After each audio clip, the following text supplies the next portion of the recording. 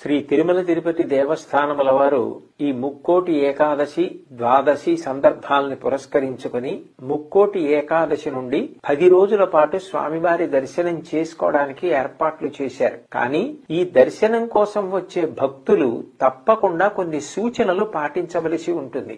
భక్తులు ఆన్లైన్ లో దర్శనం చేసుకోవడానికి టికెట్లు పొందిన వారికి ఏ సమయాలు కేటాయింపబడ్డాయో ఆ సమయానికే వస్తే ఇటు నిర్వహణ చేసేవారికి కానీ తోటి భక్తులకు కానీ ఇబ్బంది కలగకుండా ఉంటుంది. ఎటువంటి అవాంఛనీయ సంఘటనలు జరగకుండా దేవస్థానం అధికారులు ఎప్పటికప్పుడు ఈ విషయమై అందజేస్తున్న సమాచారాన్ని పూర్తిగా తెలుసుకున్న తర్వాత మాత్రమే దానికి అనుగుణంగా కొండకొచ్చి దర్శనం చేసుకుని ప్రయత్నం చేస్తే ఏ విధమైన ఇబ్బంది కలగకుండా ఉంటుంది. సమాచారం తెలుసుకోకుండా వచ్చేస్తే మీరు ఇబ్బంది పడతారు, పక్కవారికి అందరికీ ఇబ్బందులు కలుగుతాయి. అట్లాగే పుష్కరిణిలో స్నానం చేసేటప్పుడు అక్కడ అధికారులు ఎప్పటికప్పుడు మీకు చేసే సూచనలను జాగ్రత్తగా పాటించవలసి ఉంటుంది. అందరం కూడా ఈ ఉత్సవాలలో స్వామిని మనసారా దర్శించి క్షేమంగా ఇంటికి వెడితే అందరూ ఆనందిస్తారు. కాబట్టి దయచేసి అందరూ ఈ సూచనలను పాటించవలసిందిగా